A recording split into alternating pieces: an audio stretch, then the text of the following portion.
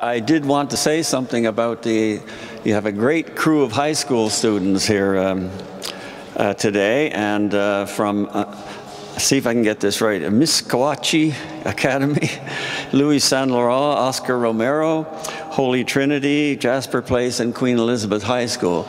And you'll notice they have displays about, and if you have a chance, please go have a look at them. They're doing great work on looking at the complexities of climate change, and they set up these displays related to their environmental studies. And I learned from some of their teachers today, they do get credit for that, so I'm really pleased with that.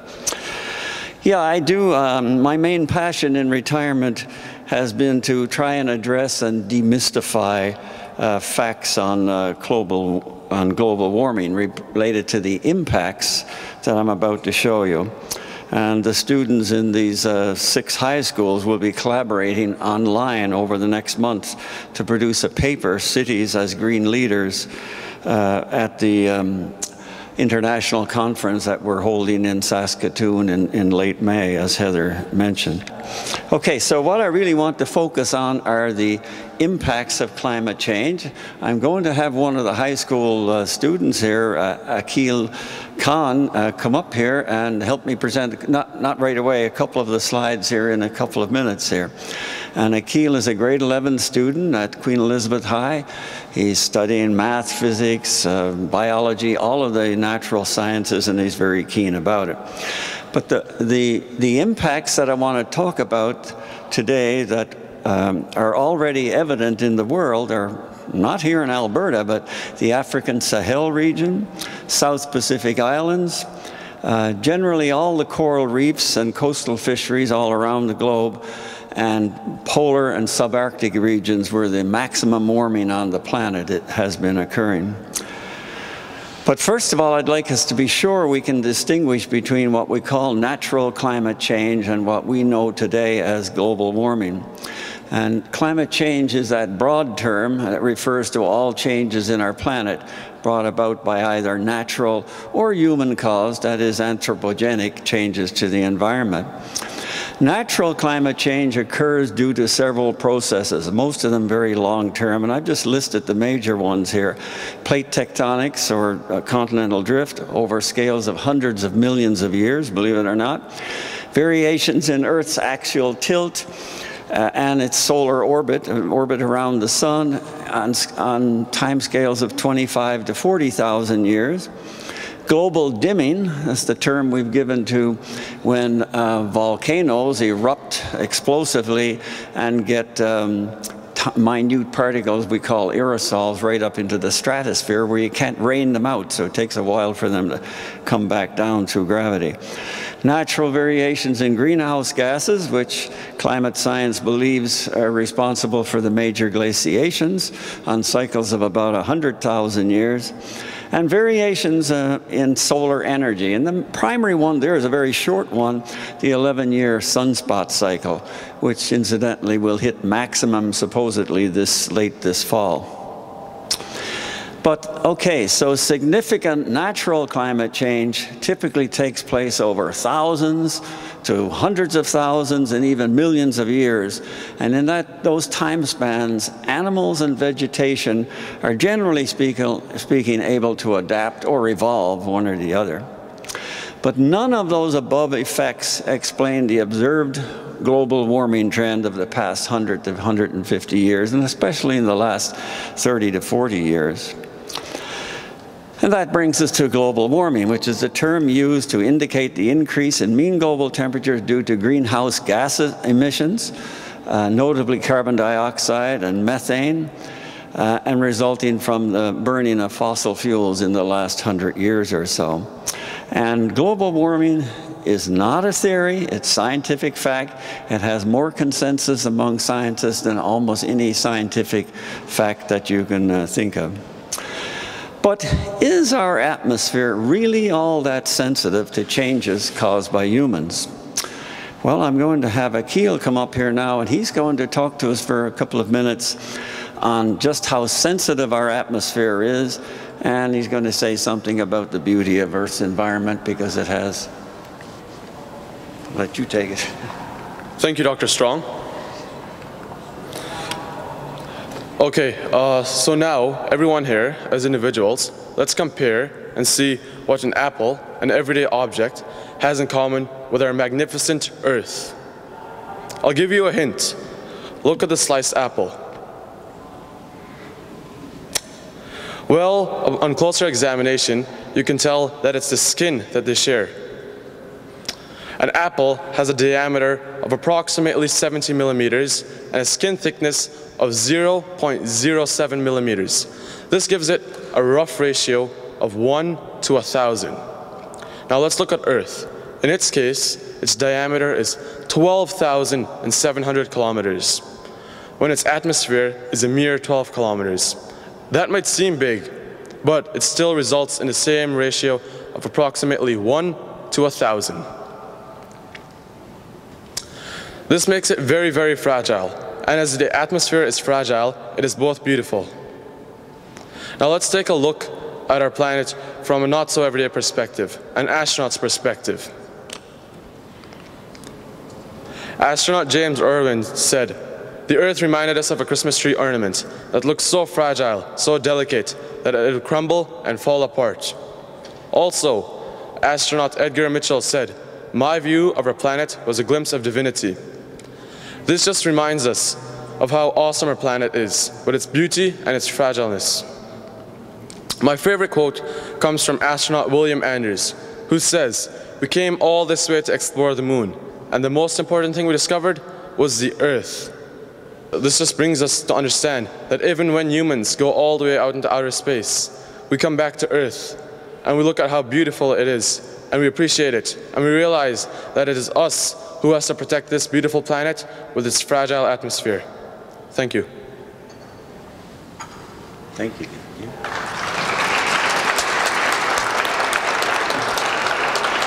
That's why I'm so excited about our youth, you know. You give them a chance and they do a great job. He should be up here doing the rest of this instead of me. He'd probably do better. But the most important thing that astronauts discovered on the moon was the Earth. So the astronauts were reacting to how the beauty of Earth from space overwhelmed their senses and their emotions. And that beauty is directly tied to how interconnected processes maintain equilibrium on Earth. And I don't mean interconnected like this, I mean interconnected like that. So if you damage one part of it or take a part away, it affects all others. Indigenous people the world over understand that inherently. They don't need a scientist to tell them. But in the Western world, I still fail to realize that, I'm afraid. If you read any textbook on ecology, look in the introduction, you'll see some words like this, that in any ecosystem, a change in one component causes changes in all other components as the system adjusts to new conditions. And this is the key to it. And these processes keep things in balance on Earth by way of either what we call dynamic equilibrium or metastable equilibrium. And I'd like to spend a few minutes now just talking about those two and exactly how they relate to this problem. Well, dynamic equilibrium occurs when all acting processes eventually cancel each other out, resulting in a stable, balanced, or unchanging system. That's fine. For words, we need an example. And the best example of that is in the weather. When there's an excess of heat and moisture on the planet, such as around the equatorial region, what we call the intertropical convergence zone, if you look on satellite imagery, at any time of year, you'll see a band of cloud around there. And it's due to this excess of heat and moisture. And you got to wonder, well, why doesn't it get just hotter and moister, and then the polar regions get colder and drier and colder and drier? Well, it doesn't because of dynamic equilibrium. So nature arranges for a low pressure system to develop, usually in the lower latitudes, or if it's in the late summer, early fall, a hurricane. And those systems draw heat and moisture away and then take them poleward and to some extent earthward as well, because the moisture in the atmosphere eventually saturates, condenses, and rains out. And that's why I say that these systems are restorative forces. They are not disturbances, as is common for radio and television announcers to talk about a disturbance. The disturbance is the preconditions that lead to it, and these are restorative forces. And so, as the diagram, the little inset there shows, equilibrium is sort of maintained at an even keel. And this works because the excess heat and moisture has somewhere else to go, poleward and downward for the moisture. Opposed to that is metastable equilibrium, where a system reaches a threshold or a tipping point and can no longer maintain its character, and so it has to lurch to some new operational level. The most obvious one of that probably come to your mind now is a volcano. So this is Mount St. Helens the day before eruption. And you can picture inside that mountain, the magma and the heat is building up and building up and building up until it reaches a point where it cannot be released slowly like an effusive volcano. It explodes. That's the tipping point, and it lurches to some new level, whether it's up or down. And by the way, these tipping points, there's no way of predicting them and no way of knowing what will happen when they happen. Here's Mount St. Helens the day after the eruption. Not only is the mountain changed, because it's about 400 meters lower, and it doesn't look anything like it did before, but all life around it for many kilometers, the vegetation, animals, and some 50 to 60 humans perished in that. And it's taking years for it to come back, but it will never look the same. Unlike weather, which is in dynamic equilibrium, our climate has moved into the metastable equilibrium stage. Why? Because atmospheric carbon dioxide has no natural cap on it like water vapor. It doesn't precipitate out. If we look at atmospheric carbon dioxide over the last 800,000 years or so, this comes from ice cores measured in Antarctica. Each year, as the snow builds up in layers, it freezes into it what the ambient carbon dioxide was for that year. Now, we might be off a year or two in trying to decipher these ice cores, which incidentally, they pull up 4 kilometers now of ice cores. But 1 or 2 years is not going to make any difference among 800,000. But you see the trend in the natural carbon dioxide range is 180 to 280 parts per million. Come the Industrial Revolution, and things started to change. And the carbon dioxide, by 1965, reached 320 parts per million. And I mentioned 1965 because it's around then, 1965 or 70, that our climate really started to take off warming. And now, as of February 2013, we've reached 397 parts per million. This is way out of sync with what was there for, well, at least 800,000, but probably millions of years as far as stability goes. So formerly in dynamic equilibrium, the climate that nature can no longer maintain, human carbon emissions have moved atmospheric carbon dioxide concentrations into metastable equilibrium. We go now to the statistical evidence for anthropogenic global warming. And I say statistical because no statistics alone can give you a scientific result. I've taken on the left there is the atmospheric carbon dioxide measured for the last 50 to 60 years at Mauna Loa in the mid-Pacific, away from the influences of cities. And you see the steady trend. I take that trend and then just put it in the same scale, time scale here, and you see how it fits the warming temperatures. That's not proof, okay? I could give you a trace of the price of oranges since that year, and it would show a similar sense. But what it is just to confirm the scientific evidence. This is what it should be, and that's what it is. Take that off a minute. We mentioned the solar cycle, the 11-year cycle, and here it is, that little graph I inset there. And I free-handed that curve and just moved it down here and again scaled it. And if you look at those peaks and look up from it, sure enough, there's a peak in temperature anomaly in each case. but it has nothing to do with that upward warming trend. It's because the 11-year sunspot cycle is in dynamic equilibrium, and its effect is as well. And so you see it go up and it comes back down. And then it doesn't quite make it in most cases all the way because there's this other warming influence going on. So our temperatures in the atmosphere, global temperatures, and the carbon dioxide cycle has gone into metastable equilibrium. Now, global warming is not general everywhere on the globe. Heather mentioned, why did we have a somewhat cold winter, I guess you had here?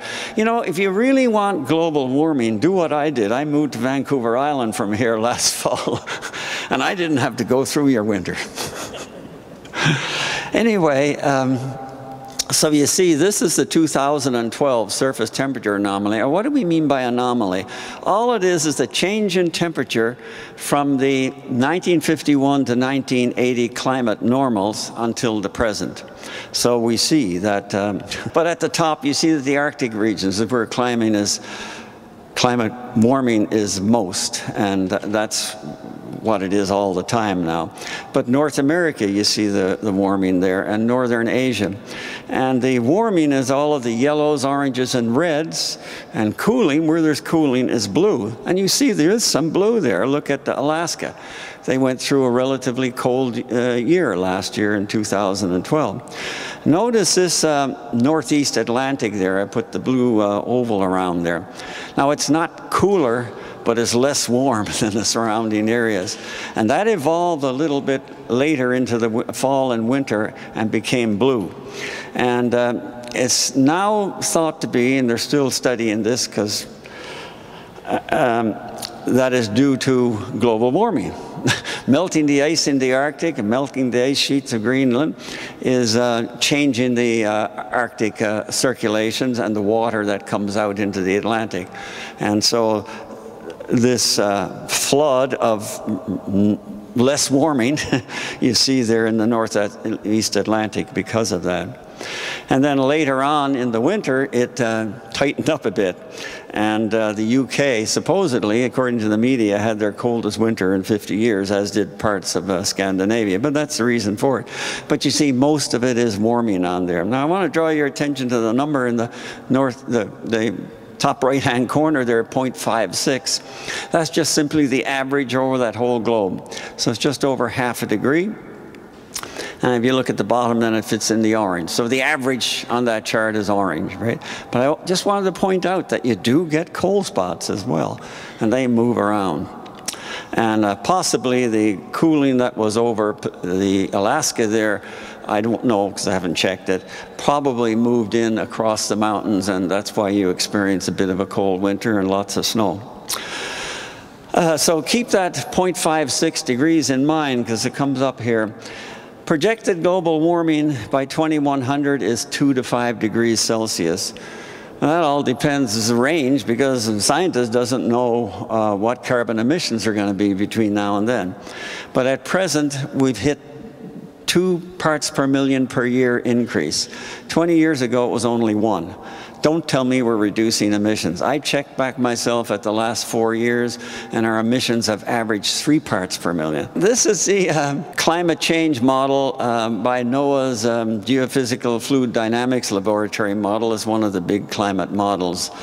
And this is for 2 times, you see at the top of the graph, 2 times CO2, which refers to 2 times what the carbon dioxide levels were in pre-industrial revolution times, about 275. And according to that rate of 2 parts per million per year, we'll reach that by about 2090, 550. So it shows still extreme warming over the Arctic regions. There's a different scale on the bottom, you notice there now, so you're talking 10 to 15 degrees Celsius. A little bit of cooling still showing up, troubling in the Antarctic. That's why we don't make any great predictions of sea level rise from the Antarctica melting. It's doing melting, but not as fast as Greenland. Here's 4 times CO2. It's just a hypothetical thing. And I don't even want to discuss that. We don't want to discuss that. And we sure don't ever want to see it, because that will spell the end of human beings as we know it on this planet. But why is 2 to 5 degrees Celsius important? Well, remember that 0.56 I mentioned, what we have to date? Well, let's look at some of the observable impacts that are there already with only ½ degree warming. I'll leave it up to you to decide what's going to happen with at least 2, if not 5 degrees warming. And I mentioned at the start these 4 regions. And I want to concentrate first on the Sahel agricultural, or it used to be agricultural region of Africa. It's basically that used to be the breadbasket of North Africa, okay, north of the equator, because you've got up here, up north of it, you've got, of course, the Sahara Desert. Now, the Sahara Desert is interesting because the cause of the Sahara Desert are the subtropical high-pressure systems at mid-latitude. That's why our great deserts are all at the subtropics. And it's expanding, that subtropical high, and with it, so is the desert. It can't expand northward into the Mediterranean Ocean, so it's expanding southward and squeezing the Sahel, which can't move any further southward because the equatorial rainforest is not going anywhere. And so traditionally, they had agriculture on the Sahel, not at the scale you do in Alberta or anywhere else on the prairies, but they did fine, thank you. And also ranching, again, not on the scale of BC or Alberta, but there it is. But a few years ago, things like this started happening. This is a dry riverbed in northern Cameroon. Northern Cameroon, I can't really point it out, but it's underneath the word rain there. Okay, so you see a little tip that extends up to the Sahel zone there. That's it. A few years ago, it stopped flowing. And there hasn't been any water in it since. And that river was bigger than the North Saskatchewan. So instead, we're seeing more of this now on the Sahel.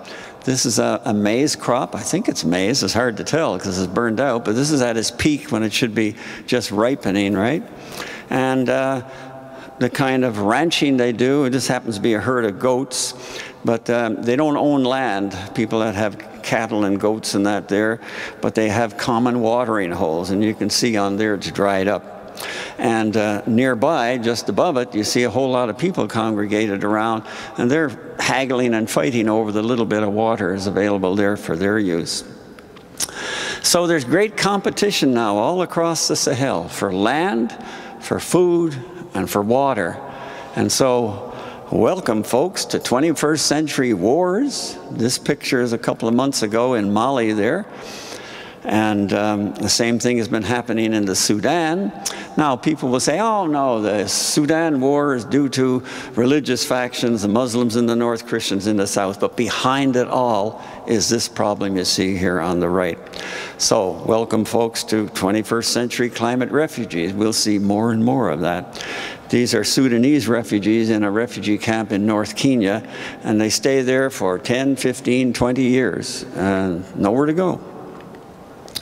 The second region was the South Pacific Islands, where the major impact is sea level rise.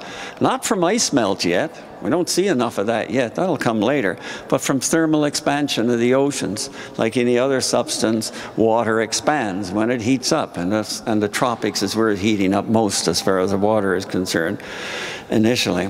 And the only way for it to expand is upwards. So it might only be a few centimeters so far. But as soon as you get storm surges and that, of course, that makes the impact felt. Mostly concerned right now are the Solomon Islands, Vanuatu, New Caledonia, smaller islands of those chains. And there's only about 1 million people population there. They have no oil, they have no mineral wealth, so they're not important to the Western world, and that's the sum of it. So we hear very little about their problems, how whole islands have to be transferred to other places. Some of the impacts are flooded human settlements. Number 1 there in the top right, those were homes, they've now become boathouses. The next one there was Tropical Cyclone Evan on nearby Samoa Island just this past December, and you see the impact of more frequent and more intense tropical cyclones. By the way, they call them tropical cyclones in the Western Pacific and Indian Ocean. They're the same thing as our hurricanes, exactly. Flooding of rivers from tropical cyclones. And when they get an intrusion of water during a storm, then you get things like number 4 there. You get saltwater intrusion in a water well. It is no longer useful. And the other thing is coconut plantations. On a lot of these islands, that's their only source of external income. And as soon as they have, as in this photo, get an flooding for even a brief time with salt water, that's done for. But they don't have oil or minerals, so we won't worry about them. The coral reefs and coastal fisheries is sort of general. The coral reefs are mostly in the tropics and subtropics, the red on this diagram here. Now, as carbon dioxide has increased in the atmosphere, nature tries to correct it for us. Sees we're not doing anything.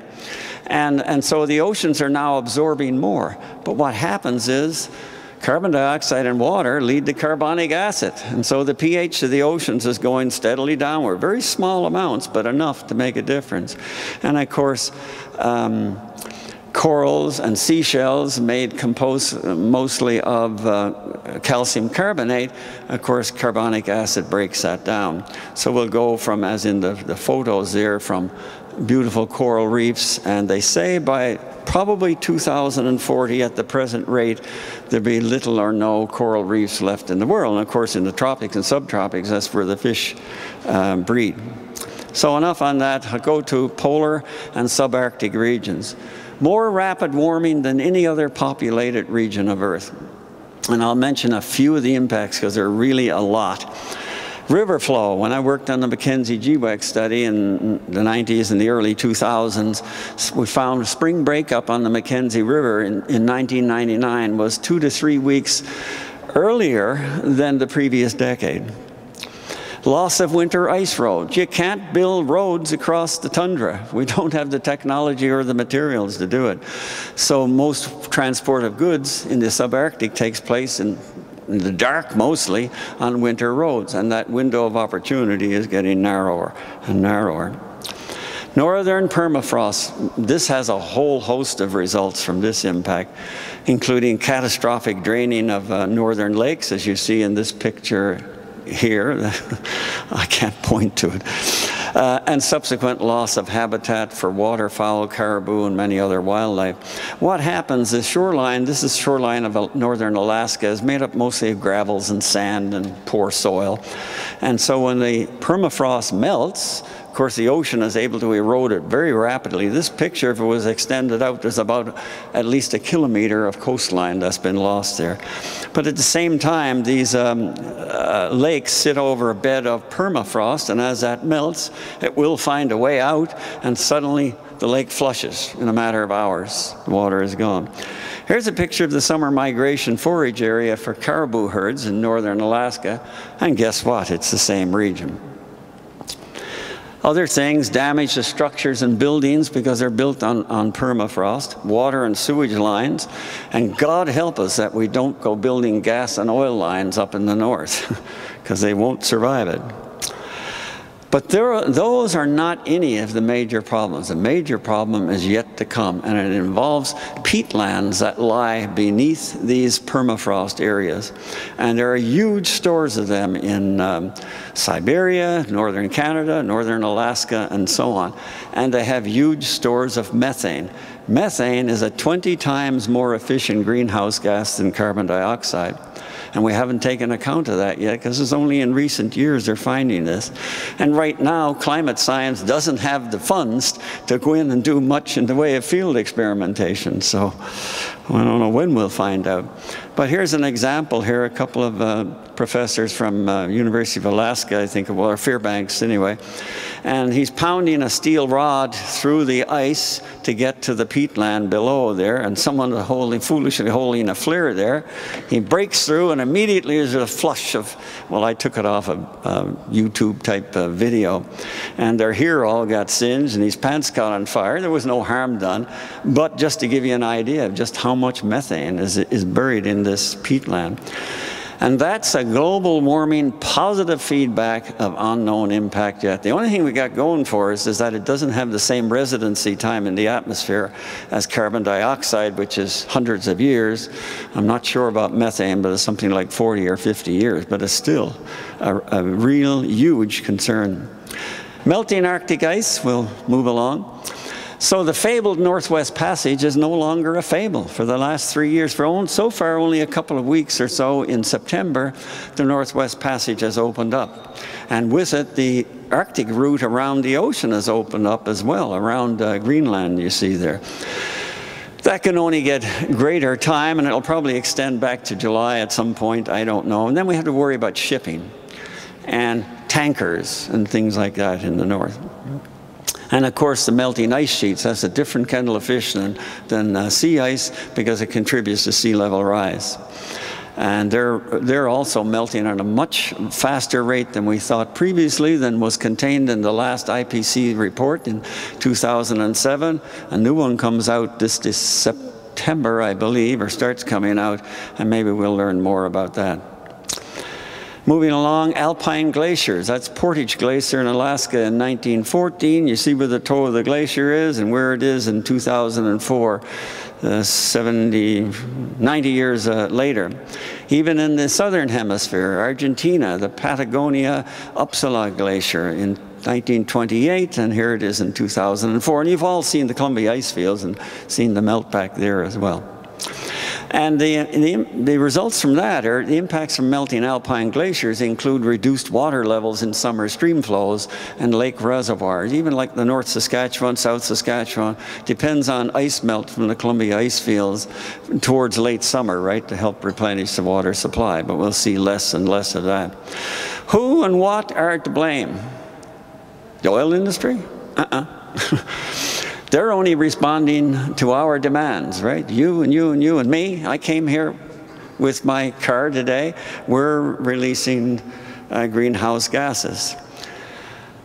The problem is with each one of us, the grassroots level. And I fear that that's where the solution has to come from. So where do we start? This is just contribution to greenhouse gas emissions by sector. And I'll just note, electricity, 40% of all greenhouse gases from coal and natural gas mostly. Here in Alberta, there's an awful lot of coal. Should be banned. We should be looking at ways to replace them as fast as possible, because coal is the worst emitter of greenhouse gases. Transportation, 31%, most of which is gasoline or diesel fuel. What can we do? Because despite the doom and gloom, global warming is not insurmountable.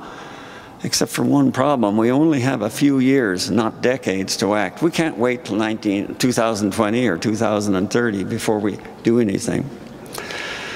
Recycling is good. I mean, Edmonton City has a fantastic recycling program, but that alone won't do a lot for global warming. One suggestion I make to people when they ask me is resolve to reduce your driving by 5% for every year, for every 5 years. There's not a single individual in this city who can't do that with planning, right? A couple of weeks ago, my wife was saying, we gotta go for groceries today. And then she said almost in the same breath, I got our doctor's appointment in town tomorrow too. I said, we'll go for groceries tomorrow. Turn your thermostats down 1 degree Celsius per year round. Let me go back to the driving bit there.